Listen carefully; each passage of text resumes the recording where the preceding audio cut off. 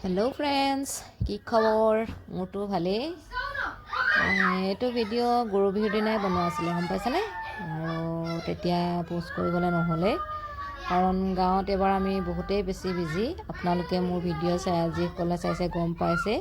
আমি ঘৰটো অকণমান নতুন কৰিবলৈ চেষ্টা কৰিছোঁ আৰু আমি সকলোৱে মোৰ ভিডিঅ' চোৱাসকলে জানেই। আমি বহাগৰ ২৬ তাৰিখে এখন নাটক আগবঢ়াইছোঁ। আমাৰ ল'ৰা যেতিয়া মোৰ পেটলৈ আহিছিলে তেতিয়াই মই ভাবিছিলোঁ যে মোক ভগৱান এটি ল'ৰা সন্তান দিয়ক, এনেকৈ বুলি মই ভগৱানক প্ৰাৰ্থনা কৰিছিলোঁ।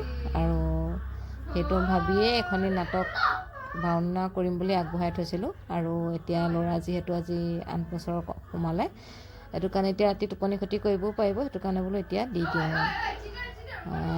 গৰু গা ধুৱাবলৈ মোকো লগ ধৰিছিলে, কিন্তু মই নগ'লোঁ। ভতিজাজনী গ'ল, ভতিজা দুটা গৈছে, আমাৰ ল'ৰা ছোৱালী হাল বাপেক গৈছে।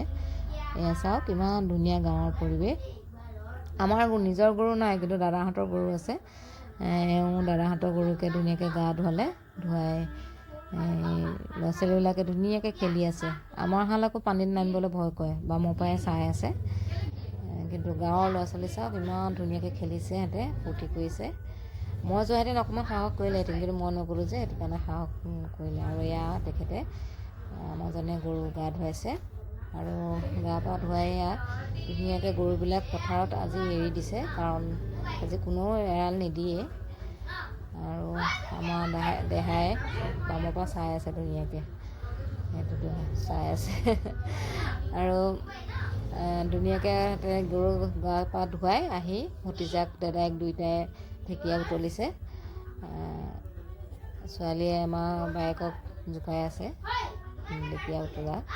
আৰু দুৱাৰমুখত যে লগাই সেইডালো বুটলিছে। সেইডালক আপোনালোকৰ ফালে কি বুলি কয় কমেণ্ট কৰিবচোন। আৰু দেহাক চাওক ইমান দূৰণিত গৈ ৰৈ আছে, সি ভয় কৰে, গম পায়নে? আৰু এয়া তেওঁলোক দুয়োটাই ডাল গুচাই আনি কাটি আনি পেলাই ঘৰৰ দুৱাৰমুখত লগালে। ভিডিঅ' কিন্তু বনাবলৈ নহ'ল, গম পায়নে? ইমানেই বিজি আছিলোঁ, ভিডিঅ' বনাবলৈ নহ'ল। আৰু ঘৰ ইমান অচিজিল, পূৰা পেইণ্ট কৰাই আছিলোঁ। আৰু এতিয়া বোলো চিজিল নকৰোঁ, একেবাৰে কমপ্লিট হোৱাৰ পাছত কৰাম। সেইটো কাৰণে বৰ চিজিল নহয়, আৰু মোৰ গাটোও ইমান ভাল নহয়। সেইটো কাৰণে ইমান ভিডিঅ' চিডিঅ' কৰিবলৈও মন নাছিলে, কৰিবলৈ নোৱাৰিলোঁ। আৰু আমি পিছদিনা মানুহৰ বিহুৰ দিনা এয়া মাক সেৱা কৰিছোঁ। দাদাহঁত আমি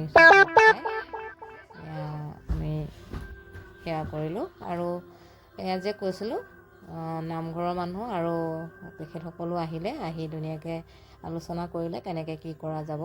আৰু আমি পিঠা আৰু চাহ দিলোঁ, জলপানো দিছিলোঁ, কিন্তু তেখেতলোকে নাখালে। এজন দুজনে খালে, সকলোৱে নাখালে।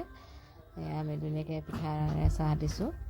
আৰু তেওঁলোকে কেনেধৰণে কৰিব পাৰিব গাঁৱৰ সৈতে মিলি ধুনীয়াকৈ আলোচনা কৰিলে। কৰি মেলি তেখেতসকল গ'লগৈ।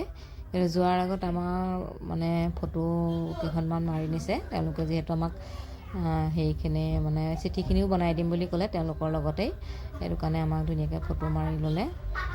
আৰু এয়া আজিলৈ ইমানেই, বাই বাই।